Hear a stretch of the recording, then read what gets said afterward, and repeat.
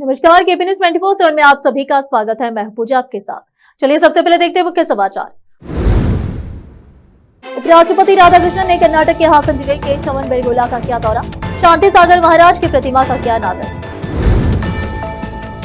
ठाकरे परिवार के घर के ऊपर ड्रोन उड़ने से मचा हड़कंप, सुरक्षा एजेंसियां सतर्क। हमारे पास सबूत है और इसे हम जल्द दिखाएंगे। वोट चोरी को लेकर राहुल गांधी का दावा, जल्द करेंगे सबूतों का खुलासा। उत्तराखंड को पीएम मोदी ने दी बड़ी सौगात, 8,260 करोड़ की योजनाओं का किया शिलान्यास और लोकार्पण। अडवाणी की तारीफ में शशि थरूर का एक और धमाकेदार बयान, नेहरू इंदिरा से तुलना कर जो कहा मच सकता है हंगामा। केंद्र सरकार को स्क्रैप बिक्री से 800 करोड़ की कमाई, चंद्रयान 3 के बजट से अधिक है यह राशि।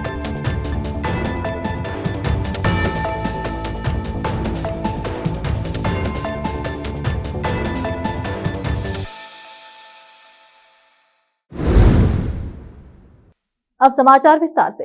भारत के उपराष्ट्रपति सीपी राधाकृष्णन पहली बार कर्नाटक के दौरे पर आए हैं। उपराष्ट्रपति ने हासन के श्रवण बेलगोला में चौथी पहाड़ी के नामकरण समारोह और शांति सागर महाराज की प्रतिमा के अनावरण समारोह में भाग लिया। चंद्रायपटना तालुके के श्रवण बेलगोला में जैन मुनि आचार्य 108 शांति सागर महाराज की प्रतिमा का अनावरण समारोह आयोजित किया गया। जैन मुनि 108 शांति सागर महाराज के समाधि स्थल वाली पहाड़ी का नाम शांति गिरिया रखा गया। केंद्रीय मंत्री एच.डी. कुमारस्वामी ने शांति सागर महाराज पर एक विशाल शिलालेख का अनावरण किया, जिसमें जैन काशी की चौथी पहाड़ी को शांतिगिरी नाम दिया गया। इस अवसर पर उपस्थित उपराष्ट्रपति सीपी राधाकृष्णन ने भी कार्यक्रम को संबोधित किया। उन्होंने कहा कि उन्हें शांति और सद्भाव की इस धरती पर आकर खुशी हो रही है।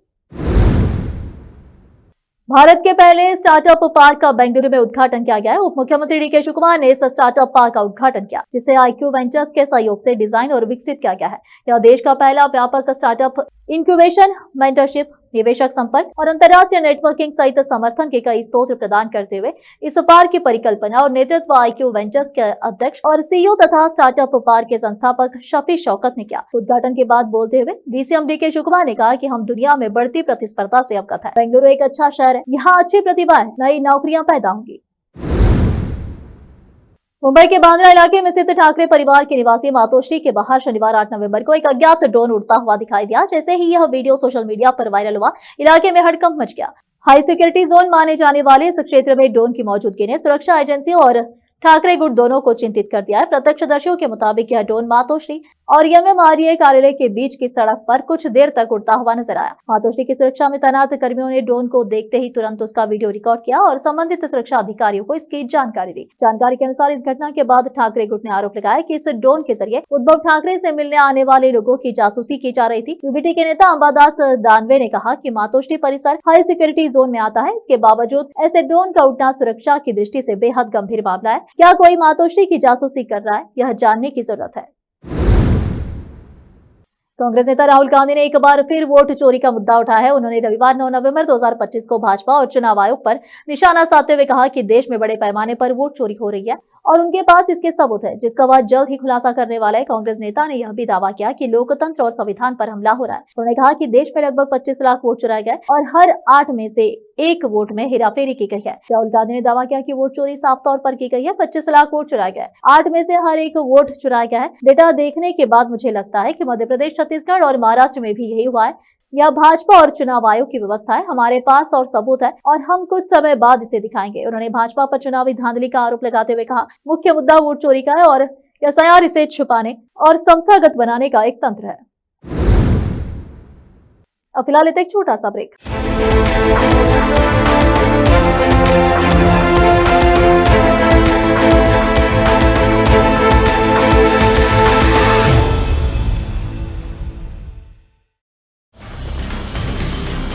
हिंदुस्तान के हर कोने में हम हैं मौजूद। 24 घंटे हालात पर गहरी नजर, खबरों से जुड़े चुपते सवालात और आपको दिखाता है धार्मिक, सामाजिक, राजनीतिक, लोकल और इंटरनेशनल न्यूज की सबसे बेहतर कवरेज, जो आपको रखती है हर पल बाखबर। देश और दुनिया भर की खबर के लिए देखते रहें KP news 24/7। Noor education trust Bidar की ओर से चलाया जाने वाला नूर एमएड और BEd college Bidar, recognized by NCTE Delhi, affiliated to Bidar University, Bidar. Admissions open for the academic year 2025 to 26. विशेषज्ञ और सक्षम शिक्षकों द्वारा शिक्षा प्राप्त करने के लिए नूर एमएड और बीएड कॉलेज बीदर में दाखिला लें और शांत वातावरण में उच्च स्तरीय शिक्षा प्राप्त करें।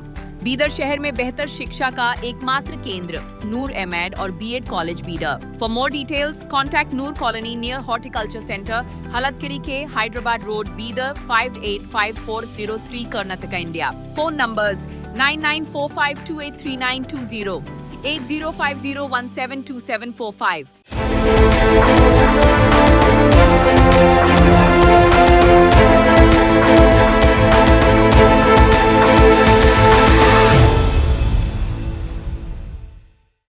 ब्रेक के बाद आप सभी का स्वागत है। आइए देखते हैं देश के अन्य समाचार। बिहार के मुख्यमंत्री नीतीश कुमार ने औरंगाबाद जिले के रफीगंज, गायती जिले के रामगंज एवं बेलागंज तथा जहानाबाद जिले के घोसी एवं जहानाबाद विधानसभा क्षेत्रों में एनडीए प्रत्याशियों के पक्ष में चुनावी जनसभा को संबोधित किया। इस चुनावी जनसभा में एनडीए प्रत्याशियों को भारी मतों से विजय बनाने की उपस्थित जनसमूह से अपील की। चुनावी जनसभा में बड़ी संख्या में महिलाओं सहित सभी वर्गों के लोगों की उपस्थिति रही। मतदाताओं से मिल रहे इस अपार समर्थन के लिए उनका हृदय से धन्यवाद और आभार। हमने समाज के सभी वर्गों के लोगों के हित में कार्य किया है। राज्य में प्रेम, भाईचारा और शांति का वातावरण स्थापित हुआ है। पिछले 20 वर्षों से हम निरंतर विकास के कार्यों में जुटे हैं। हमारा लक्ष्य है कि बिहार देश के सार्वजनिक विकसित राज्यों की श्रेणी में शामिल हो। संत कुमार गोस्वामी की रिपोर्ट। कांग्रेस नेता शशि थरूर एक बार फिर भाजपा के वरिष्ठ नेता लालकृष्ण आडवाणी पर दिए बयान के कारण चर्चा में। आडवाणी के 98वें जन्मदिन पर थरूर ने तारीफों के पुल बांधा था, जिसके कारण उनकी आलोचना भी हुई। अब एक बार फिर कांग्रेस नेता ने लालकृष्ण आडवाणी के राजनीतिक करियर का बचाव किया है। कांग्रेस नेता शशि थरूर एक बार फिर भाजपा के वरिष्ठ नेता लालकृष्ण आडवाणी पर दिए बयान के कारण चर्चा में है। आडवाणी के 98वें जन्मदिन पर थरूर ने तारीफों के पुल बांधा था, जिसके कारण उनकी आलोचना भी हुई। अब एक बार फिर कांग्रेस नेता ने लालकृष्ण आडवाणी के राजनीतिक करियर का बचाव किया है। उत्तराखंड राज्य स्थापना दिवस के रजत जयंती समारोह के अवसर पर प्रधानमंत्री नरेंद्र मोदी ने देहरादून में एफआईआर मैदान में आयोजित भव्य कार्यक्रम में लिया। इस ऐतिहासिक आयोजन में पीएम मोदी ने राज्य को 8,000 करोड़ रुपए से अधिक की विकास परियोजनाओं की सौगात दी, जिससे प्रदेश के इंफ्रास्ट्रक्चर और सामाजिक विकास को नई गति मिलने की उम्मीद है। इस दौरान प्रधानमंत्री मोदी ने विभिन्न प्रदर्शनी का भी अवलोकन किया, जिसमें उत्तराखंड की सांस्कृतिक विरासत, पर्यटन और औद्योगिक संभावनाओं को दर्शाया गया था। पीएम मोदी ने गढ़वाली बोली में संबोधन शुरू किया। पीएम ने कहा कि मैं आप सबको उत्तराखंड की रजत जयंती पर बहुत बहुत बधाई देता हूँ। इस अवसर पर उत्तराखंड के उन बलिदानियों को भी श्रद्धांजलि देता हूँ, जिन्होंने आंदोलन के दौरान अपना जीवन न्यौछावर कर दिया।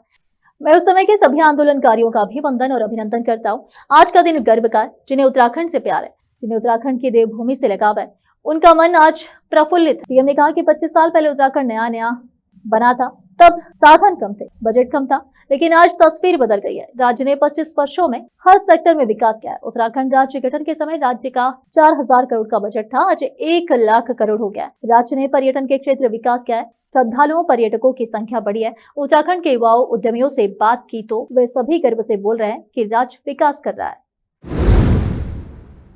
प्रधानमंत्री नरेंद्र मोदी सरकार ने पिछले महीने स्वच्छता अभियान के तहत स्क्रैप बेचकर 800 करोड़ रुपए की कमाई की, जो चंद्रयान 3 मिशन के 615 करोड़ रुपए के बजट से कहीं अधिक है। मीडिया को मिली जानकारी के अनुसार 2021 से शुरू हुए इस वार्षिक अभियान के तहत अब तक कुल 4,100 करोड़ रुपए की आय हो चुकी है। इस वर्ष का अभियान 2 से 31 अक्टूबर तक जिला, जिसमें अभूतपूर्व रूप से 232 लाख वर्ग फुट ऑफिस स्पेस मुक्त किया गया और 29 लाख फिजिकल फाइलें नष्ट की गई। यह अब तक का सबसे बड़ा अभियान था। इस अभियान में 11.58 लाख ऑफिस स्पेस को कवर किया गया। प्रशासनिक सुधार एवं लोक शिकायत विभाग DRI&PG के नेतृत्व में 84 मंत्रालयों और विभागों, यहाँ तक कि विदेशी मिशनों के साथ भी समन्वय स्थापित किया गया।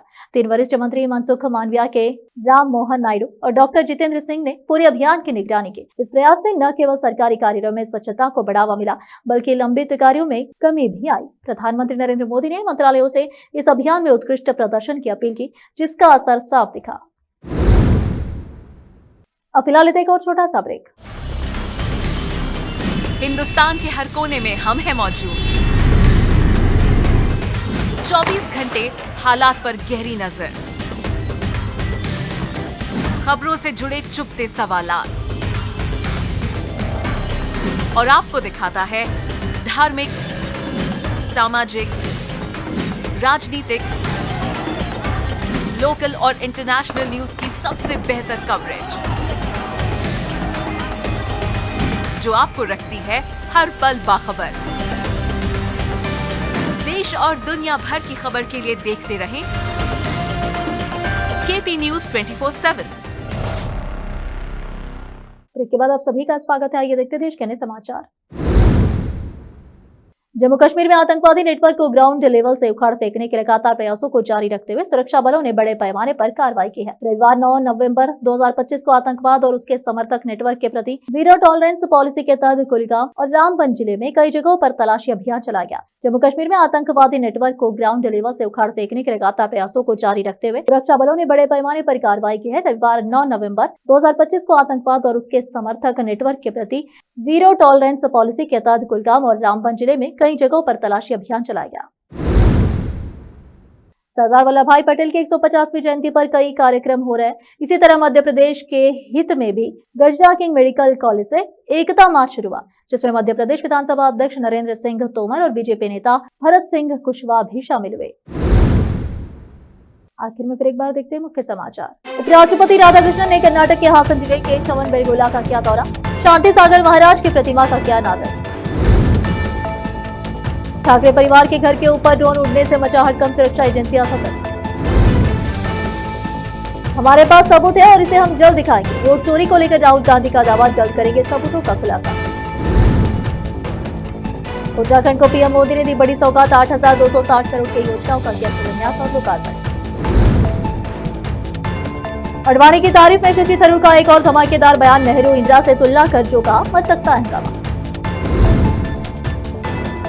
केंद्र सरकार को स्क्रैप बिक्री से 800 करोड़ की कमाई, चंद्रयान 3 के बजट से अधिक है यह राशि।